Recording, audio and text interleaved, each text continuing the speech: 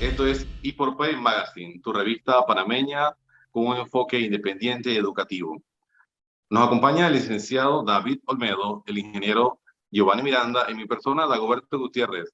Estaremos conversando junto al diputado Gabriel Silva sobre lo que es la corrupción y las leyes en contra de la corrupción. Según la Convención de Naciones Unidas, la corrupción es una plaga insidiosa que corrompe y corroe a la sociedad. Como ustedes, me gustaría que el diputado Gabriel Silva nos hablara un poquito sobre la percepción. Estamos percibiendo más corrupción en Panamá actualmente. ¿Qué está pasando? La ley del sistema judicial no puede contra este flagelo en Panamá. ¿O qué podemos hacer por romper la corrupción en Panamá? Gracias, Dago. Buenos días a ti, también a David, también a Giovanni. Un gusto poder compartir con ustedes y su audiencia sobre este importante tema. Lo primero que empezaría a decirte es que definitivamente que la corrupción no es un gran problema y explico por qué. La corrupción no es algo etéreo, allá arriba, que no nos afecta en el día a día. La corrupción en verdad tiene efectos importantísimos en nuestro diario vivir. Y les explico ejemplos sencillos. Cuando tú vas al Seguro Social y resulta que un medicamento está demasiado elevado en costo, eso puede ser en parte por corrupción. Puede ser en parte por corrupción porque acá el Seguro Social le compró a una farmacéutica a un precio, le compró el medicamento a un precio bastante alto y eso luego se ve reflejado en el precio para el consumidor. La razón por la cual no tenemos dinero, por ejemplo, para hacer carreteras o para hacer colegios también es porque alguien se los está robando. Es decir, si el dinero no se lo roban, la plata alcanza para hacer obras, para tener medicamentos, para tener carreteras, para tener mejor educación. Los países en donde la corrupción es alta, está comprobado, ya es científico, estudios de todo tipo, son países en donde existe mayor desigualdad, mayor pobreza, menos desarrollo, menos oportunidades, más inseguridad. O sea, es algo que permea toda la vida de todos los panameños. Es injusto también. No solamente está mal porque vemos que nos afecta en la falta de buenos servicios públicos, sino que también es simplemente injusto que alguien se esté robando nuestro dinero. Porque el dinero que se están robando es nuestro. A veces es un poco difícil entenderlo, visualizarlo, pero cada vez que tú vas a un lugar y pagas un impuesto, que te descuenten también tus impuestos de tu salario, ese es dinero que entra al Estado, al gobierno, que el gobierno maneja, y es el dinero que muchas veces se maneja mal o también se lo roban, y eso es corrupción. Entonces es injusto que alguien que yo le estoy dando dinero para que lo administre bien en beneficio de un país se los esté robando. Entonces, definitivamente que el tema de la corrupción es importantísimo, es profundo, nos afecta a nuestro diario vivir, y Panamá no está lejos de esa realidad. No está lejos en ese sentido porque nos está afectando y ha existido en Panamá corrupción desde hace mucho tiempo. Y eso lo comprueban también estudios internacionales como de Transparencia Internacional, ONGs locales, y simplemente vemos que ranking tras ranking, estudio tras estudio, Panamá no ha mejorado en cuanto a corrupción. Inclusive estamos empeorando cada vez más. Y eso significa que, nuevamente, se está perdiendo dinero que se puede utilizar para buenas causas, hay gente que se está robando el dinero que de beneficia a todos los panameños. Y la corrupción se ve reflejada en muchas formas. No solamente es dinero que de grandes obras como Odebrecht, donde se pagaron coimas para ganarse contrataciones, sino también a veces la corrupción se da en, por ejemplo, en filas para atenderte en la caja de seguro social o en hospitales públicos.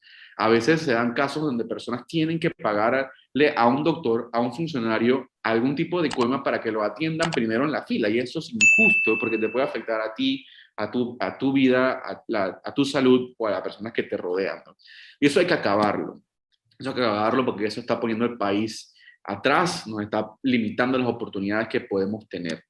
Y para acabarlo, ya sabemos lo que hay que hacer. Y son dos cosas. Necesitamos las políticas públicas, es decir, las leyes anticorrupción necesarias. Hay muchas leyes que podemos, si quieren, discutir más a detalle adelante, pero, por ejemplo, necesitamos leyes de conflictos de intereses. Necesitamos leyes de declaración jurada de bienes. Necesitamos reformar el Código Penal para que no prescriba los delitos de corrupción, subir las penas en temas de corrupción. Necesitamos una ley de carrera administrativa que sea realmente sólida para evitar ese clientelismo y compra de funcionarios públicos. Es decir, hay 5 leyes, mínimo 5 leyes, en las que hemos presentado más de 10 leyes que tienen que ver con corrupción. Pero esa es solamente una parte de la ecuación. el tema de las leyes, necesitamos también la voluntad política. Porque en verdad, si todos los funcionarios fuesen honestos y todas las personas fuesen honestos, tú no necesitas leyes anticorrupción, ¿verdad? Porque si todo el mundo es honesto, nadie se roba el dinero, ¿para qué leyes anticorrupción?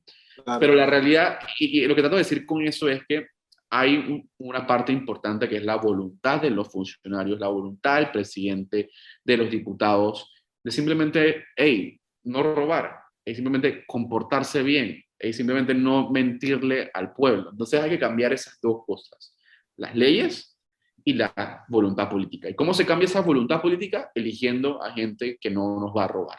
Así de sencillo.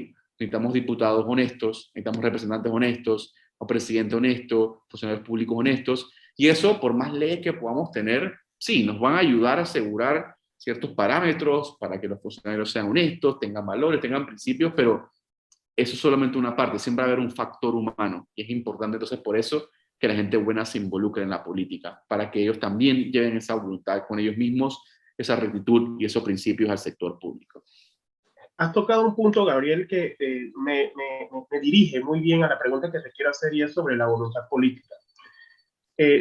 ¿Consideras tú que si vamos a partir desde el origen o de esa base, ¿no crees tú que la Constitución requiere ya requiere su urgente modificación? ¿Es débil nuestra Constitución?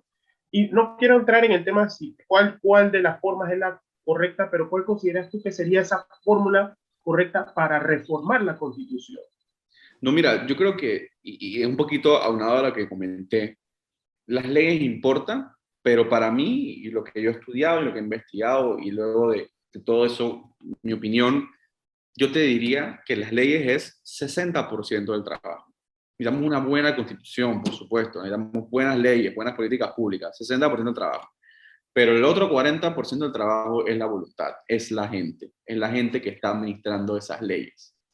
O sea, no, las dos cosas son importantes. Entonces, cuando hablamos de la reforma de la Constitución, sí, definitivamente que hay cosas que se pueden mejorar, como por ejemplo, temas de el órgano judicial, cómo se designan a los magistrados, cuánto presupuesto tiene el órgano judicial, quiénes investigan a los magistrados, la asamblea, quiénes investigan a los diputados, son los magistrados, quizás debería ser el Ministerio Público, cuántos diputados son, el tema de las reelecciones, el tema de las revocatorias de mandato, el tema de educación, también se pueden hacer reformas importantes para que sea más amplia, el tema de la carrera administrativa, inclusive hay una parte en la Constitución que habla sobre la carrera administrativa. En fin, yo creo que hay cosas que se tienen que cambiar en la Constitución sin duda alguna. O sea, desde cómo se seleccionan a los magistrados, cómo se eligen a los diputados, los presupuestos que le tienen que dar a estas entidades, temas de carrera administrativa, hay mucho que podemos mejorar. Yo te diría que nuestra Constitución 65% está bien y tiene oportunidad de cambiarse otro 35%. Así que sí, yo valoro y creo que está bien cualquier movimiento, cualquier organización, cualquier petición de cambiar y mejorar la Constitución. Eso nos va a ayudar. Pero también no olvidemos que hay países que tienen constituciones fabulosas.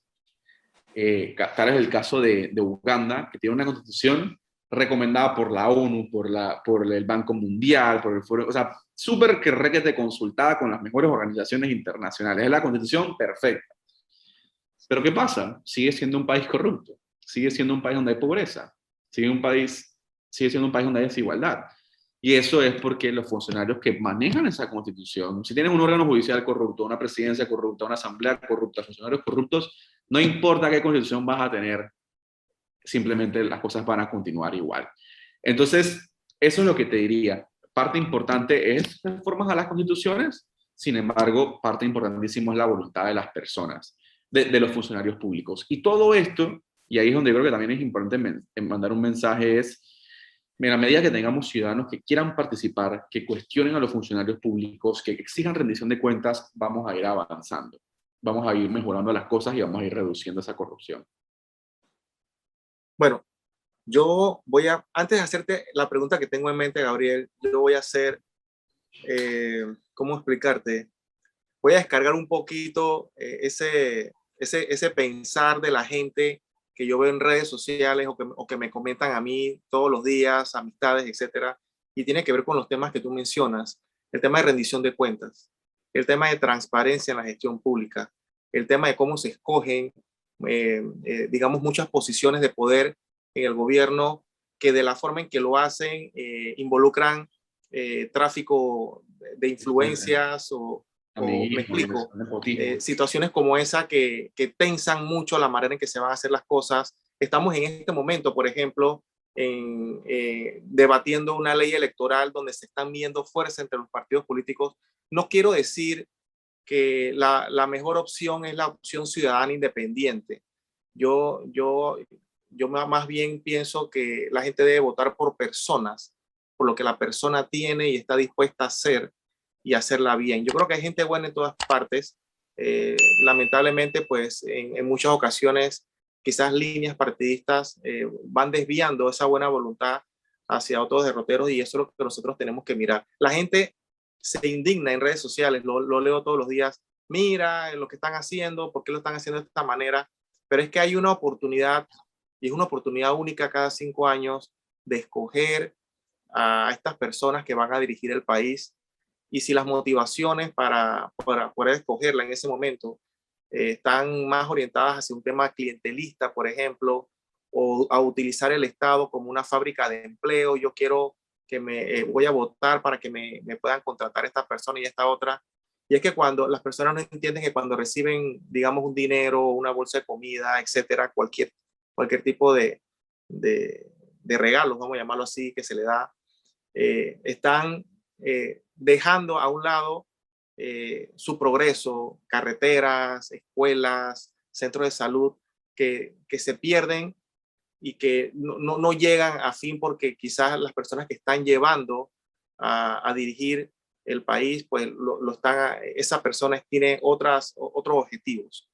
Entonces, podemos ver muchos niveles de corrupción y la única manera, a mi juicio, de ver esto es que haya más personas como tú, por ejemplo, que puedan ejercer esa presión y hacer los cambios que el país necesita. No va a ser perfecto, no va a ser inmediato, no va a ser en todas las áreas, pero hay que empezar, ¿sí?, a hacer esos cambios y yo creo que la parte de justicia es importante para controlar un poco esos brotes o esos niveles de corrupción donde algunos políticos piensan que pueden gobernar a su manera y no a lo que realmente el país necesita, ¿sí?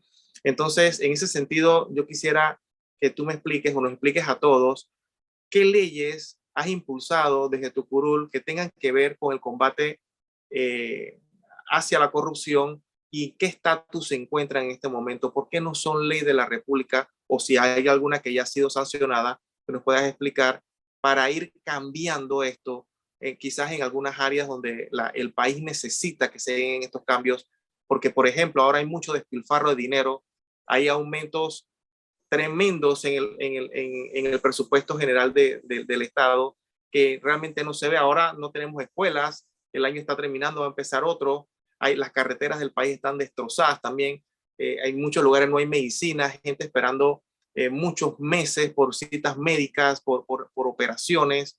En fin, si nosotros nos vamos a los rubros del Estado, hay grandes necesidades. En este momento yo entiendo que estamos en una transición de una pandemia, pero también manejamos un presupuesto jugoso que muchos países no lo tienen, que incluso el canal aporta gran cantidad de dinero, pero también la administración como tal de ese dinero no se refleja de una manera correcta en lo que nosotros todos los panameños esperamos. Entonces, pues nos gustaría pues escuchar de ti, por ejemplo, qué esfuerzos adelantas desde tu curul para combatir esto. No, con mucho gusto, Giovanni. Mira, creo que puedo conectar los dos temas de clientelismo y las leyes anticorrupción. Mira, hemos presentado varias iniciativas anticorrupción y las explico brevemente. Primero, una ley para ampliar la declaración jurada de bienes. Hoy existe una ley de declaración de bienes. ¿Eso qué significa? Que hay ciertos funcionarios públicos que cuando entran a trabajar en el Estado tienen que reportar con cuánto entraron, una casa, un carro, un apartamento, etcétera. Y cuando salen, tienen que reportar con cuánto salieron, una casa, un carro y otro carro adicional, por decirte algo. Eso ayuda porque tú puedes ver, bueno, con cuánto entró y con cuánto salió. Sin embargo, es muy curioso. Esa ley le aplica a ciertos funcionarios, como el presidente de la República, pero no le aplica a otros funcionarios que tienen mucho poder, como por ejemplo a los diputados, a los embajadores, a los cónsules. Lo que estamos haciendo es que esa declaración jurada de bienes también la tengan que hacer otros funcionarios de alta jerarquía, incluyendo a los diputados. Así tú puedes saber, este diputado entró con cuánto y este diputado salió con cuánto. Y si las cosas no machean, o sea, si las cosas no concuerdan, si Granada entró con una casa y sale con 25, pero ¿con qué plata hizo eso? Si su salario no da, tú puedes y debes hacer entonces una investigación. Entonces, eso es un proyecto de ley que presentamos. Otro proyecto de ley que presentamos es el de conflicto de intereses. ¿Qué significa eso? Esa iniciativa lo que busca, los conflictos de intereses son un paso importantísimo para la corrupción. Es decir, cuando hay conflictos de intereses se abren los espacios de la corrupción. Los conflictos de intereses existen cuando hay un funcionario que tiene una tarea, que tiene que hacer algún proyecto, tiene que hacer algún análisis, algún estudio, pero que ese estudio que tiene que hacer, ese trabajo que tiene que hacer, también colinda, también se conecta, también choca con intereses privados que puede hacer. Entonces, ese funcionario entra en un conflicto. Como por ejemplo, si yo soy diputado y soy un diputado dueño de fábricas de cemento, y ese ha sido mi proyecto de toda la vida, y ahora soy diputado y estamos pasando una ley que tiene que ver con cemento y con fábricas de cemento, y va a afectar la empresa que yo tengo, hay un conflicto de interés, porque yo tengo una empresa de cemento en la cual hago dinero, hice dinero y continúo haciendo dinero, pero a la vez estamos pasando un proyecto de ley que tiene que ver con fábricas de cemento.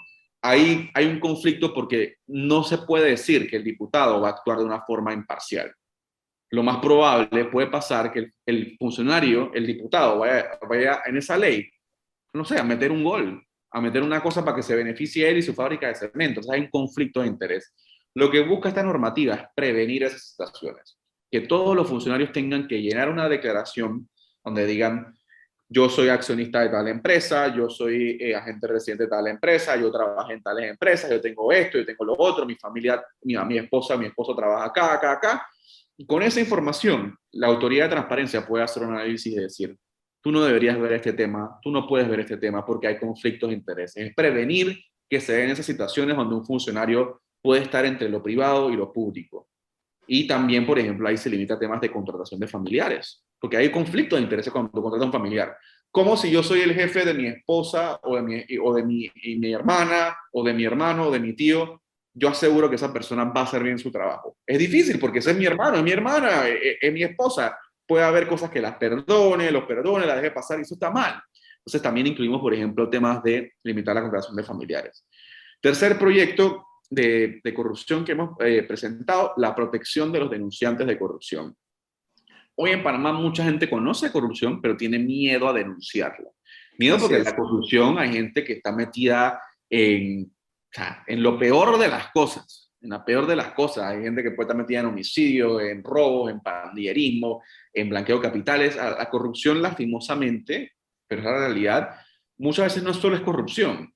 Es corrupción y lavado, corrupción y narcotráfico, corrupción y no sé qué. Entonces es gente que muchas veces es peligrosa. Y la gente, de una forma, yo lo entiendo, tiene miedo de denunciarlo. Porque o me pasa algo físicamente a mí, a mi familia, o también en casos de me van a votar. Si yo denuncio la corrupción, me votan.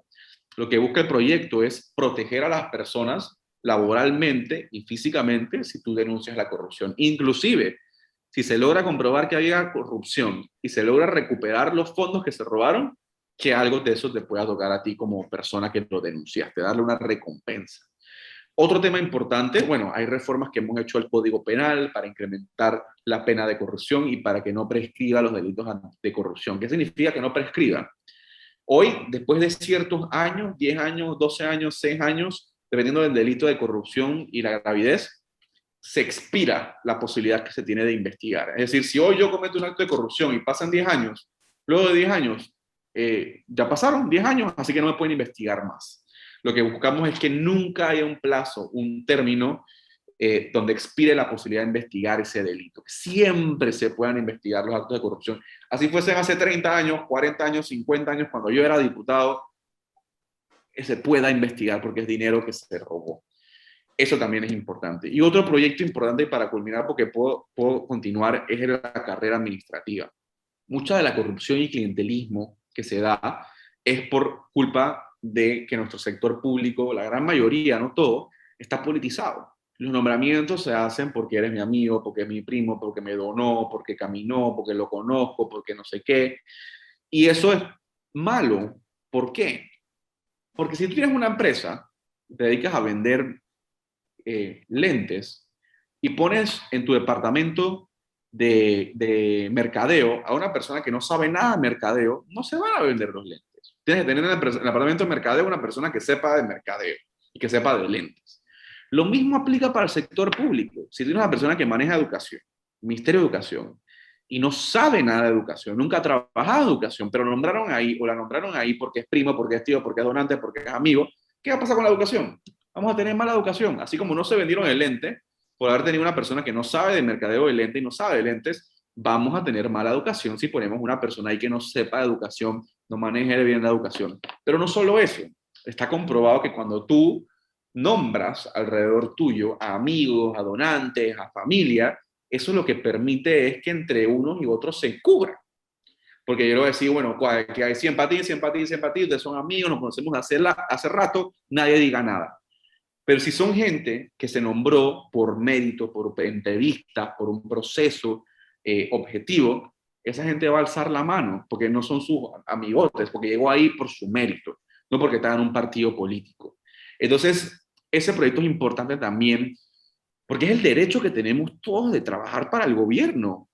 ¿Y por qué ese derecho se me debe ver limitado si estoy en un partido o no? O si conozco un diputado o no. Eso no es justo. La clase media, la clase estudiada, las clases que se graduaron, las personas preparadas o que quieren, ni siquiera tienen que ser preparadas, pero que tengan el hambre y las ganas de aprender y ayudar a contribuir al país, deben poder trabajar para el gobierno sin tener que ser amigo del diputado o estar inscrito en un partido político. Yo creo que eso es sensato y eso es normal. Entonces, esos son 5 proyectos importantes. El tema del clientelismo. Ahora, estos proyectos, ¿por qué no avanzan? No avanzan porque les conviene a los mismos diputados y a otros políticos que no avancen, porque ellos se benefician del nepotismo, del afugismo, de las coimas, de los contratos. Ellos se benefician, entonces ellos no van a legislar en contra de sus propios intereses, así de sencillo. Entonces, entramos entonces en un dilema. Y es una discusión difícil. Por una parte, sabemos lo que hay que hacer estas leyes. Pero quienes hacen las leyes no las quieren hacer porque se están beneficiando. ¿Qué hacemos entonces? Ya sabemos lo que hay que hacer. Las propuestas las he presentado yo, Juan Diego, Edison y otros diputados. Están ahí. Pero otros no la quieren discutir porque se benefician ellos mismos. ¿Cómo hacemos? Ahí la respuesta es de 2 formas. Uno, hay que reemplazar a los diputados que no quieren leyes anticorrupción. Simplemente así. Esa persona que está siendo corrupta, que no quiera las leyes anticorrupción, hay que sacarla y hay que poner a alguien que realmente tenga valores, principios y quiera estas iniciativas. Claro. Solución número 1. Solución número 2 es que la ciudadanía presione fuertemente a los diputados y les diga, tienes que aprobar esa ley, que salgan, que se manifiesten, que hagan huelgas, que cierren calles, que se vengan a la asamblea, que presionen tanto que los diputados digan, me va a comer el mundo, tengo que aprobar esa ley. Ahora, esas son las 2 soluciones que hay, no hay más nada. Ahora, la primera parte, la que dije que hay que reemplazar a esos diputados, puede ser difícil por el clientelismo, porque esos diputados que se benefician de la corrupción, que no quieren pasar estas leyes, al beneficiarse de la corrupción, al tener tanto dinero, al ser casi que dueños de instituciones públicas, comienzan a hacer clientelismo y comienzan a comprar el voto. Entonces se vuelven a reelegir y se vuelven a reelegir porque compran las conciencias y compran a las personas. O sea, hay que romper ese clientelismo, y la forma es participando, postulándose, involucrándose, presionar, seguir, insistir, criticar, a organizar a gente, y toma tiempo. O sea, el mensaje que yo sé que ya me estoy extendiendo un poquito, pero toma tiempo. Yo quisiera que Panamá fuese menos corrupto mañana, total. O sea, todos tendríamos una mejor vida, o en 3 años, en 5 años. Pero cuando vemos qué ha pasado a nivel internacional, hay 2 mensajes muy bonitos. Uno es que es posible. Hay países que han salido de la corrupción, que lo han logrado, que no son corruptos, donde hay desarrollo, hay buena educación, hay buen sistema de salud, donde no se roban la plata. Hay países que pasaron de no corrupción, de corrupción y clientelismo a no corruptos y sin clientelismo. Es posible. Eso es lo primero. Lo segundo que yo lo veo como positivo es que, o sea, es una realidad, es que se puede, pero toma tiempo. Toma tiempo. Y ese es el tema que vivimos en una democracia. Nos gustaría a todos pensar que el próximo gobierno lo va a limpiar, pero probablemente no sea así. Es un proceso. Es un proceso que toma educación, que toma conciencia, que toma presión de diputados nuevos que entren, que cambien, que alcen la voz, que se involucren. Es un tema que es un proceso que toma tiempo. Si tuviéramos una dictadura, llega un dictador con buenas intenciones, listo, de aquí a mañana. O también puede ser con malas intenciones. Ese es el poder que tiene un dictador, un autoritario, un rey. Pero ya no vivimos en eso, vivimos una democracia y eso toma más tiempo, pero es posible. Muy bien. Comentarios finales, compañeros. Bueno, yo por mi parte, Gabriel, definitivamente, si bien es cierto, es una lucha que podrá tomar todo un proceso. Yo siempre soy partidario de que este cambio y esta evolución inicia en la educación, porque lamentablemente la corrupción ya está penetrada desde los más altos hasta los más bajos niveles de la población. Y la única forma de poder combatirlo es llegarle a una educación con valores y con una creencia firme de que hay certeza de un castigo, desde la población infantil hasta la más adulta. Bueno, gracias, honorable diputado. Realmente la corrupción se ha permeado en todos los estratos a nivel nacional y estamos viendo y viviendo lo que causa en nuestra sociedad. Sencillamente, somos partidarios de que a través de la educación, a través de la participación ciudadana y a través del cambio que debe iniciar en nosotros mismos, hoy vamos a tener una sociedad o a un futuro para nuestros hijos con menos corrupción, que es lo que tenemos que ver como norte, como meta. Así que muchas gracias por su trabajo en la Asamblea y estaremos apoyándole. Bueno, Gracias. en el caso mío, pues yo quiero retomar las palabras que dijo Gabriel sobre las dos opciones. Uno, mirar si el diputado de tu circuito está alineado con esto, con el combate a la corrupción, con lo que vemos todos los días a diario, con lo que sufrimos todos los panameños por las carencias que existen, que el Estado realmente puede atender, pero que por temas de corrupción pues no lo hace. Y dos, a ejercer esa presión ciudadana que también menciona Gabriel, asistiendo a las concentraciones, a las marchas, pidiéndole al diputado de tu circuito que apoye estas iniciativas de ley que son buenas para el país y que realmente van a traer lo que todos nosotros estamos esperando, manejos transparentes, rendiciones de cuentas y que los dineros públicos se utilicen para el beneficio de toda la población de Panamá. Gracias, Gabriel, por compartir con nosotros el día de hoy tu trabajo y los avances que has tenido en estos años de gestión desde tu curul en la Asamblea. Te deseamos mucha suerte, el mejor de los éxitos en lo que resta. Y bueno, Dagoberto, pues para el cierre final del programa. Queremos agradecer al honorable diputado Gabriel Silva por su tiempo y ser parte de ePorpoise Magazine. Queremos invitarte a que si gustan estos videos, puedes darnos like y suscribirte al canal de YouTube. Para terminar, soy Dagoberto Gutiérrez. David Olmedo. Giovanni Miranda. Gracias. Hasta luego. Hasta luego.